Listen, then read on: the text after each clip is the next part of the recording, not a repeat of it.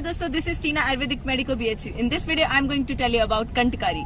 The botanical name of Kantakari is Solanum surritans and the family is Solanaceae. This is, you can see the Kantakari herb. इसकी पहचान होती है कि इसमें कांटे बहुत ज्यादा होते हैं, इसकी पूरी पत्तियों पे कांटे हैं, हर वेन पे कांटे हैं, तो बृहति से ज्यादा कांटे होते हैं इसके। इसका नाम बोटेनिकल नेम सुरेटेंस इसलिए क्योंकि इसमें कांटे होते हैं। और इसका फ्लावर आप देख सकते हैं पर्पल कलर का है एंड येलो कलर का बीच में से है। तो ये आप देख सकते हैं, ये कांटे आपको दूर से ही दिख जाएगा, एक छोटा हर्ब होता है। कंटक यानी कांटे युक्त होने की वजह से इसे कंटकारी कहा जाता है। कंटक युक्त होने की वजह से ही इसे द्विस्पर्शा भी कहा जाता है। छोटी होने की वजह से क्षुद्रा कहा जाता है। व्याघ्र के समान स्वर बनाने की वजह से इसे व्याघ्री कहा जाता है।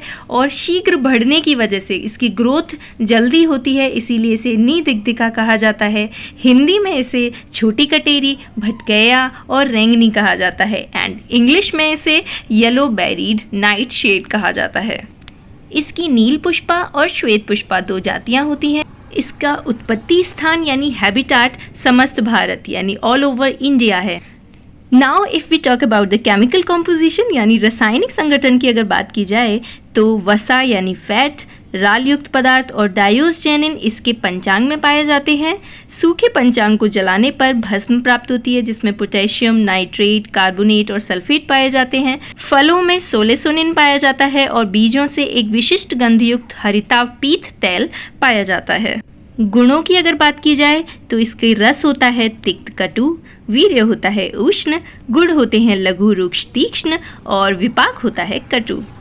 इसका प्रयोजांग होता है पंचांग जिसके क्वाथ की मात्रा होती है 40 से 80 ml।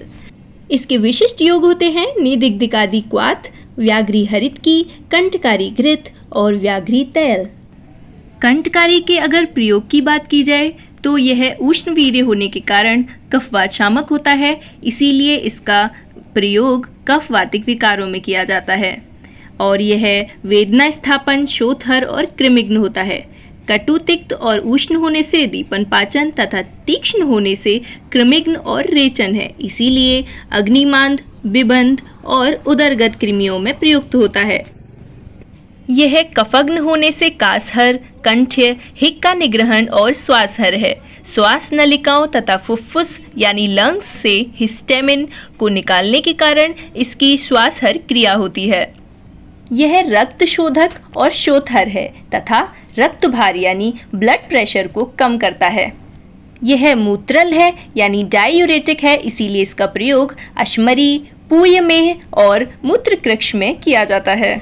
उष्ण होने के कारण यह स्वेदजनन है, इसका प्रयोग विभिन्न चर्म रोगों में किया जाता है। तिक्त होने के कारण यह ज्वरग्न है।